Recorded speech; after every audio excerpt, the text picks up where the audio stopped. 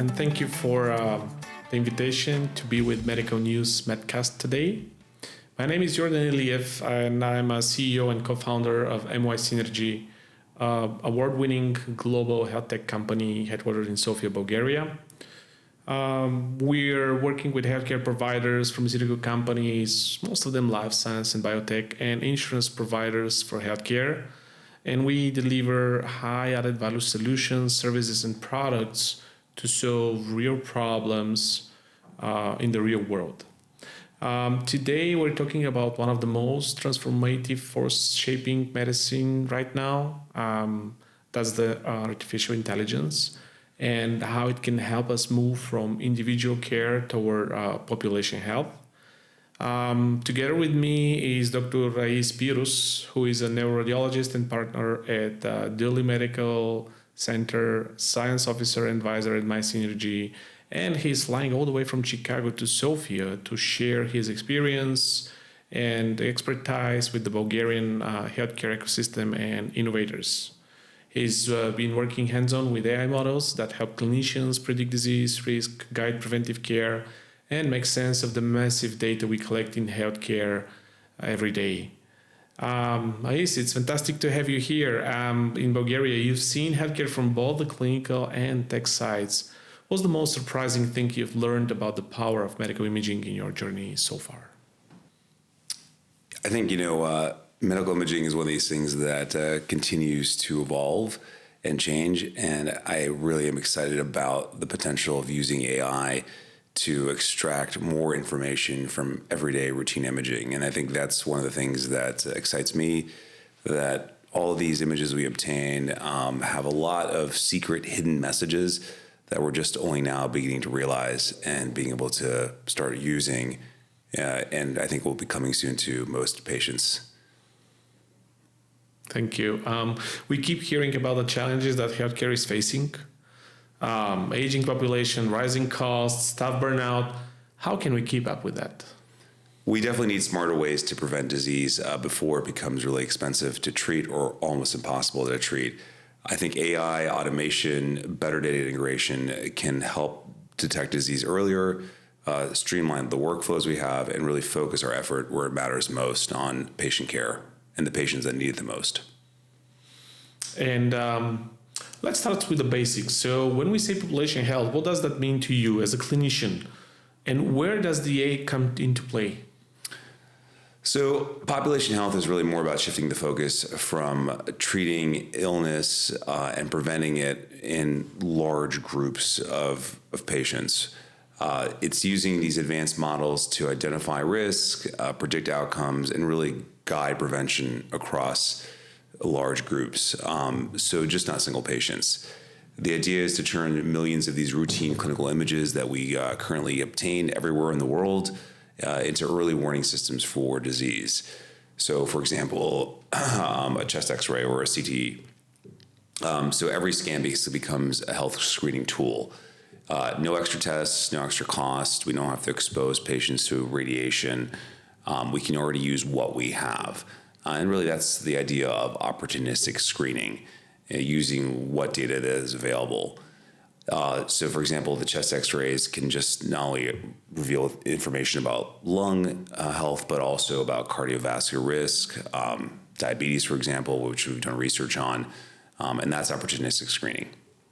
So if I'm getting that right, what you're saying is people often go occasionally to make a chest X-ray for a reason behind, like they have a cough or they have some cold or they have something that they want to check against. So what you're saying is they go and they simply do a chest X-ray to see whether they have a cold. And by the way, you're applying different models on top of this chest X-ray to do like a screening for multiple kind of disease? Exactly. Yeah, so patients come in for a chest X-ray to look for pneumonia. Like you said, they might have a cold, a cough. And we can then take that X-ray and then use AI to look at the X-ray and derive and predict risk for other diseases like heart disease or diabetes just from that same X-ray. Could you briefly describe how you do that? Yeah, so what's happened is we've taken a large amount of chest x-rays that are available in databases and trained an AI model to make these predictions. So this is using basically extensive amounts of longitudinal data from patients over 10, 15, 20 years. And from that, we're able to basically fine-tune a model, an AI model, to take that x-ray basically and then come up with this relative prediction. And through our research and other people's research, we found that it's actually very effective. These imaging biomarkers are quite useful.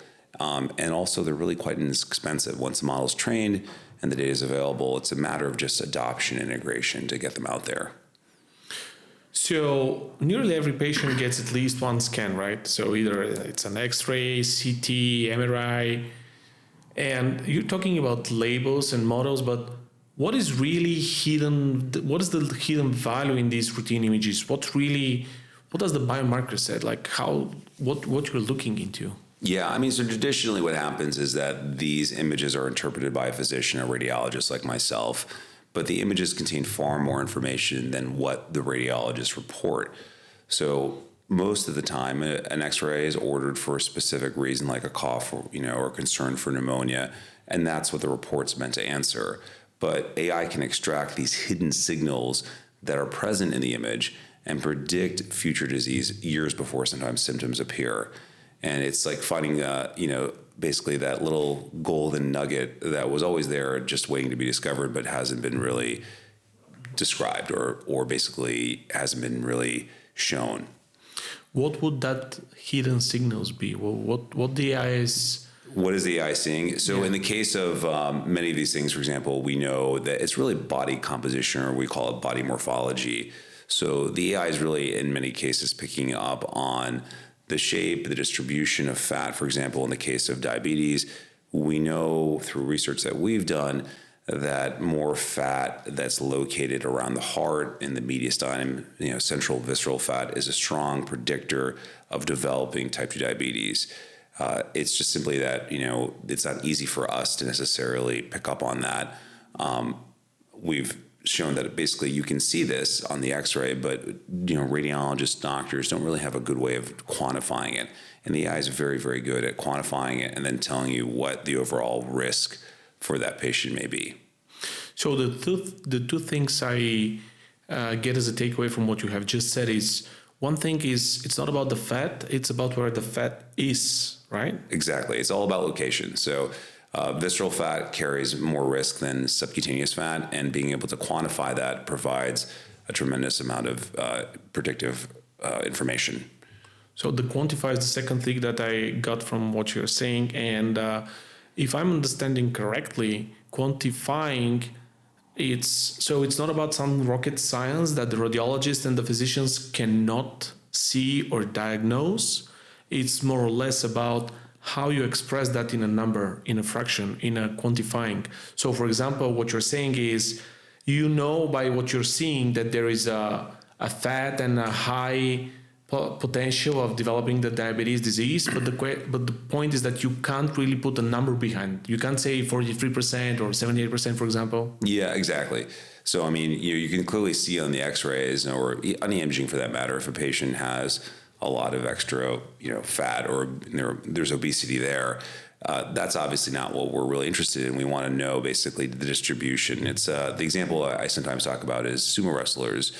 Sumo wrestlers, even though they look really big, most of the fat is subcutaneous, and so it's not visceral, which gives them a different risk profile than someone who has fat that's in the viscera and the deep parts of the body. So taking it from here, so you mean like people that do a lot of weightlifting and they look very muscle trained, like Arnold Schwarzenegger, Sylvester Stallone, all these people? Exactly. They are very strong, right? Yes. So they probably have a high body mass index, right? Correct. Yeah. So it's the idea behind body composition is that BMIs we all I think are aware of that it's not necessarily a great way of predicting who is going to have metabolic disease or cardiometabolic disease. the BMI can be high, especially like someone like you mentioned, Schwarzenegger, big guy, but for the most part, we know that he's mostly muscle, especially in his younger years, and that it's not a very good way of saying, someone is going to end up having diabetes. So using these body composition tools, we can have a better idea, a better way of stratifying or identifying these patients earlier on. So what you're saying is that the body mass index is no longer alone a marker for classifying people to be screened? Yeah, I mean, we use it, worldwide, in the US particularly, simply because it's obviously an easy thing to calculate. It's kind of the de facto standard, but it really doesn't do a great job in helping us identify the patients that are highest risk. And so the problem in the US, we have a lot of patients that are overweight and obese.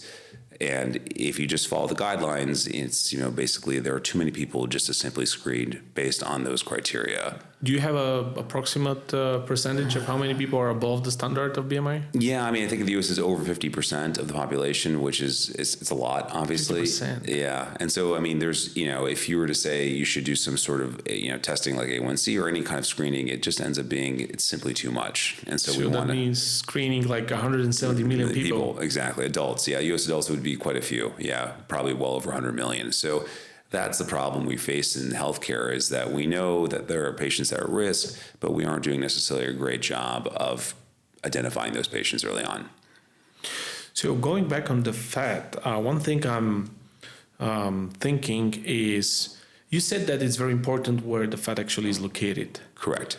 And I have personally some people I know, friends of mine, that they're skinny and they still have diabetes. So how would you comment on that? Yeah, there's this subtype we're aware of that's called skinny fat, that's sort of can become a popular term, where they have basically fat that's really just centrally located, and you don't see it necessarily from the outside. So that's fat that's kind of around the heart, maybe in the central abdomen, and it does increase someone's risk.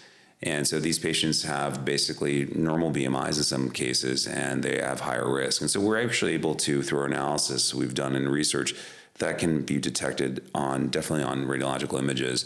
And those patients probably can be identified a little bit sooner than otherwise would be available. That sounds very interesting. Can you share a little bit more about that project or study? Yeah. So we have a couple ways of doing it. One way is through the chest x-rays, we'll be able to show that we're able to stratify patients with a normal BMI. They show up basically in that cohort with a slightly higher risk score than patients that have, no central adiposity or diabetes. The other tools we have are these CT body composition tools. And this basically are AI algorithms that are designed to extract or measure really the amount of sub-Q visceral fat, among other measurements in the abdomen. And we've been running that for a couple of years now, and it really does show promise in detecting some of these patients sooner than otherwise would be available from traditional methods. So you kind of measure the different fats in the body? Yeah, you can measure actually the distribution of the fat. So basically you can measure this visceral fat that is basically, like I was saying, around the abdominal organs, and you can actually measure the subcutaneous fat. And so it works through an algorithm that segments these things out from a CT scan, and it's automated. And the great thing is you can get these ratios of visceral to sub-Q fat, for example, and you can get all this data in a couple minutes from a routine CT scan. Well, that sounds very interesting. Yeah. What about the ratio between the two fats? Is it important? Yeah, it is. It is, certainly. So, obviously more visceral fat than sub-Q fat is typically considered a risk factor for cardiometabolic disease. And so, yeah, we can actually, it's very easy to calculate from the standpoint that it's done automatically from the software. And it really opens up a tremendous amount of opportunity. But I know you have a different perspective on these two different fats. And I know that you were doing a deeper research where, as far as I remember, you were saying that it's not that the vascular fat anymore, but it's... Yeah, muscle. So it's muscle quality, muscle fat. So it's what we found in recent research when looking at mortality in patients, the strongest predictor of mortality being basically early death over a 10-year period was fat that's really in the paraspinal muscles. And so one of the other features we're able to get out of the image is a muscle that surrounds the spine and the abdominal wall. And what we can do is we can measure the amount of muscle, which is kind of like the bulk, the overall amount. And we can also look at the quality of the muscle. And so muscle quality really is a measure of its density. And that density is basically related to fat. So if someone has a lot of fat in those paraspinal muscles, they're definitely at a significantly increased risk of early death. And the theory is that it could be a couple of things. Sometimes it represents patients that maybe aren't really moving that much. They're sedentary for whatever reason. And probably it's also metabolically related to the fact that fat and paraspinal muscles could indicate that fat that has also gotten into myocardial muscles. It affects all the muscles of the body. So really this concept of myosteatosis or fatty muscles seems to be a very, very strong predictor of early death in the two cohorts we looked at. This was in Chicago and also at the University of Wisconsin. So oftentimes, I guess people confuse when they lose fat. Yeah. Actually, they think they're losing muscle. Yeah, so I mean, I think there's obviously always this concern about losing muscle mass.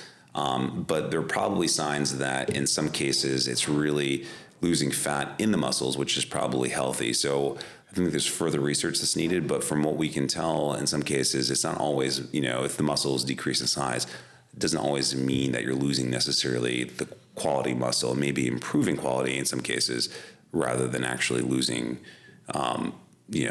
quality. So I think it's important to distinguish the fact that, muscle bulk is not the only thing to think about. It's also the quality of that muscle that's very important. All right. So it's about the location of the fat. Mm-hmm. It's not only about the type of fat, but the muscle density. Yeah. And how it is, and how the fat is distributed within the muscles as well. Correct. That's my key takeaway. Yes. Now, you'd shared earlier today with me that that's a research that you were working on. Yes. Can you share just a few sentences about the research? Like, what is are you on the final phase? Is it going to be published? Yeah, so that was a paper we published in Nature this year, Nature Communications, it's basically this concept of biological age. So basically using these CT biomarkers extracted through software to predict someone's biological age. So just to kind of explain, chronological age is your birth date, and obviously the current day, that how many years you've lived. The biological age, you can think of it kind of like when you look at a car. So if you go and buy a used car, for example, and both cars have 10,000 miles on it, everyone knows that the car may have the same amount of mileage, but one may be very, very different in terms of the way it's been driven. The tires might be broken on one or bald or completely ready to fall off versus another one, which is in great shape. So that's really kind of the idea behind biological age. What's the wear and tear? And I think the point is that we can detect that, and we can really show differences among patients that are healthier and the ones that are not. And I think the promise here is obviously, now that we can do this, can we obviously do something about it? All right, so I'm going to bring you a little bit back on the topic about the AI model that you're using for diabetes type 2. I want you to explain a little bit further what is the relation, because you told me also that from this AI model, you use one chest X-ray to get multiple predictions. And part of these multiple predictions is diabetes type 2, but also COPD. Just for the sake of our listeners, probably it's good to mention what COPD means. Yeah. And all the other diseases that you can predict, if we can. Yeah, absolutely. Tell us about them. So we've done multiple models, and one of the more useful ones we've developed does basically like 6 predictions, and the big ones are diabetes, like we mentioned, this morbid obesity, which obviously probably not that useful because I think most people can tell that by the BMI, but it's useful for the model to teach the model.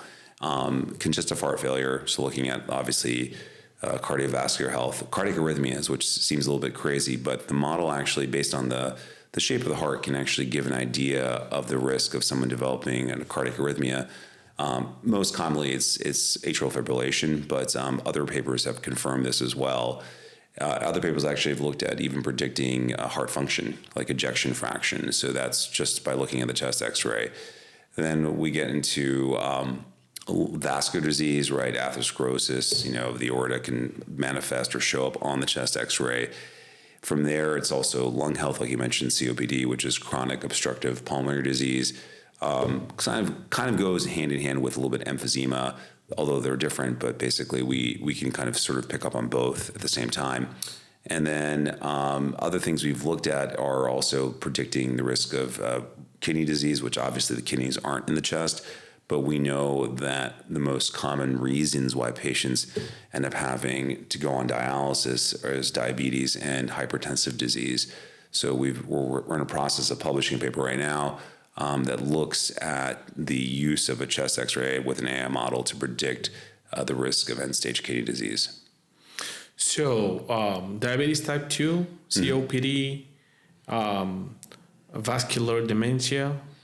Oh, dementia, yes. So we also realize that basically, many of these conditions are chronic and they affect all the systems in the body. So obviously, if you have vascular disease in the chest, most likely it's also going to affect the brain. And so we're looking at the ability for these models to predict vascular dementia. So basically, vascular disease that affects the brain, which can lead to cognitive decline and dementia, especially in patients that we think it's very treatable, possibly. Okay, so long story short, what you're saying is from the chest X-ray with the AI model that you have developed, basically you're going through all these different ICDs, and you're able to kind of predict in 5 to 10 years.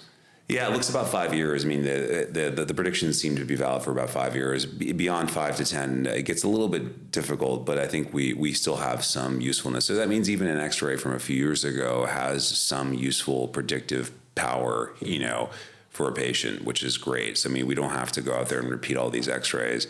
The predictions have some strength for a few years.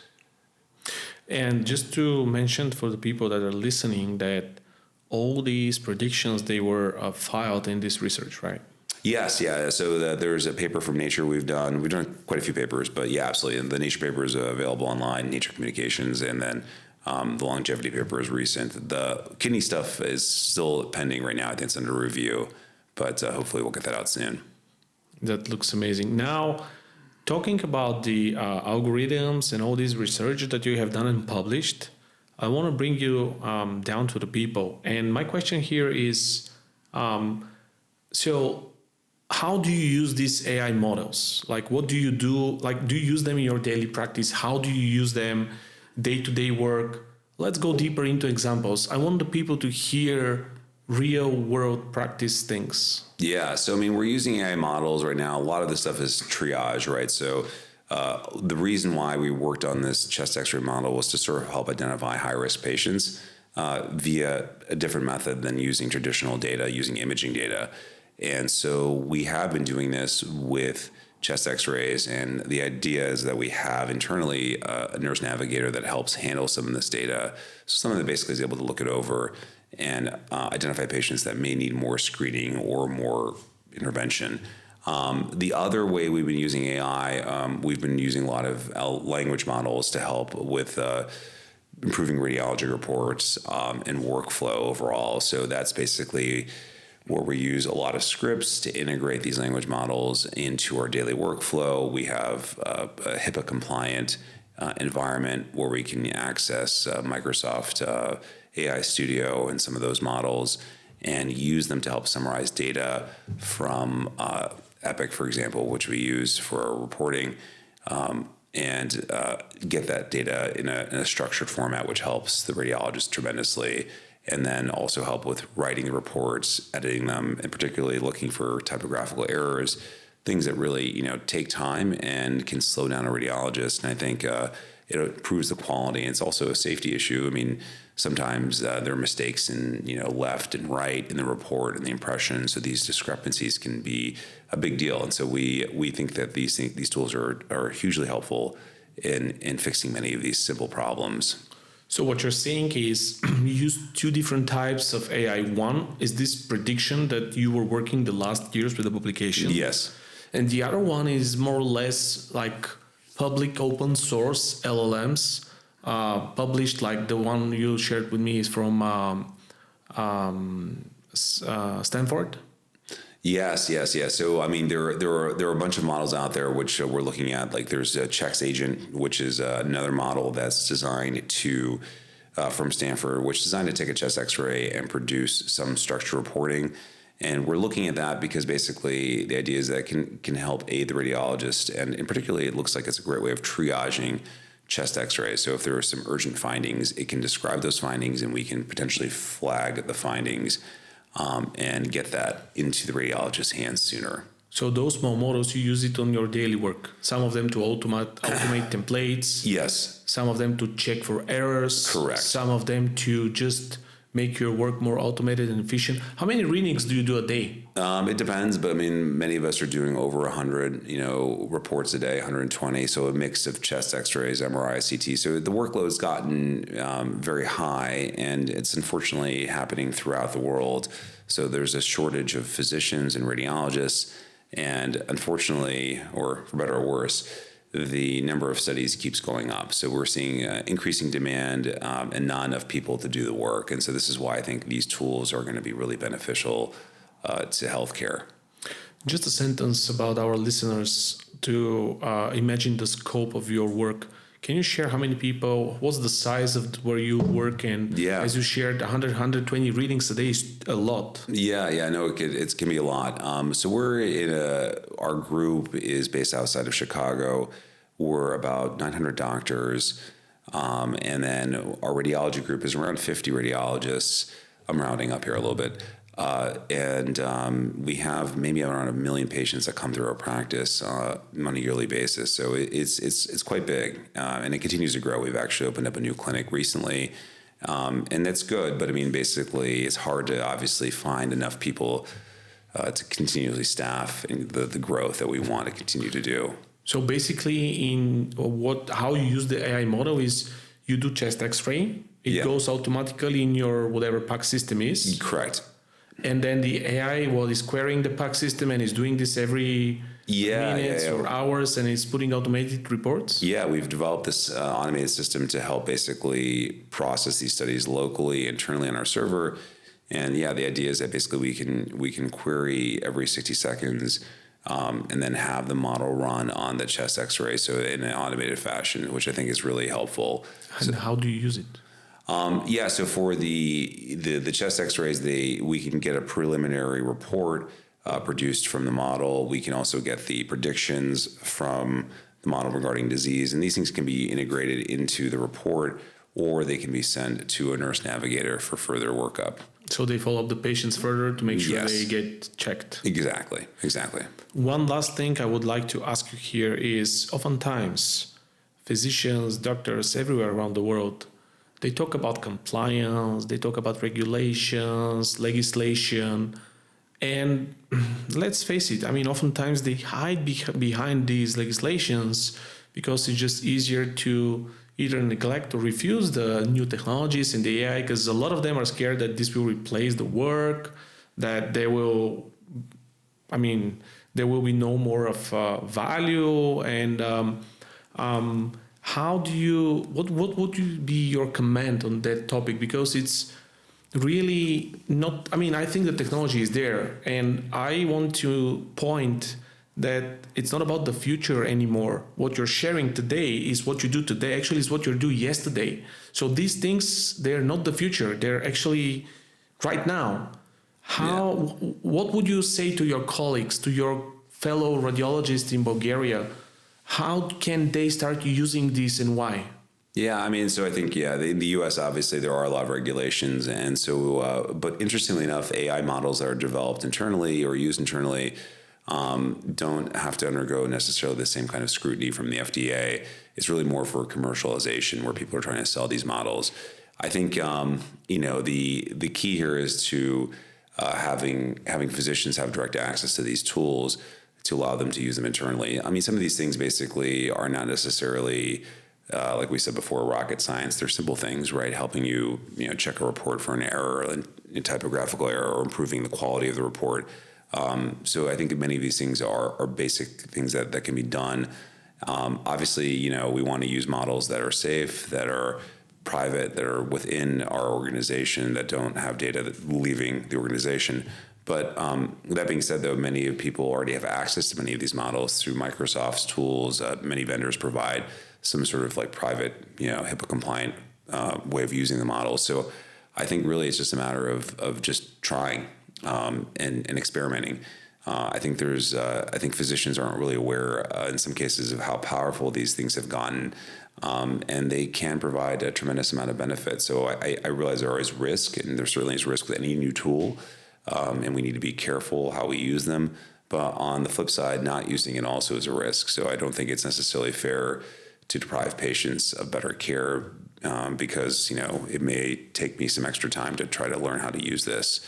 So I think there is really the big issues that physicians need to step up and say it's going to take me a bit of time to understand how these things work and experiment with them, and that is absolutely true. But I think once people start using many of these tools, they will see the benefit. So there is always a learning curve, and it takes a little bit of time to acclimate. But it's not necessarily the excuse to say I don't want to do it. So if there is only one sentence that you want to tell them today, to the radiologists in Bulgaria and the healthcare community in Bulgaria, what would that sentence be? Try it. I mean, I think it's there are many of these things out there that are available. I think, you can certainly, My Synergy has access to many of these models, and there are ways that you can implement them. Don't, it's on, I know there's a lot of hype around AI, for sure there is, but there's real substantive value that's happening here. And I think, the pace is only going to increase. And, the idea that, physicians or all these people are going to lose their jobs because the AI is going to take over, it's not happening in the near future. Really, most of these tools, they can't really replace what a human does. They certainly can help us. And I think that's the key takeaway is that, these are not going to take your job tomorrow or anytime in the near future, but certainly they will help you. Thank you very much for this conversation. Thank you so much, Jordan. Appreciate it.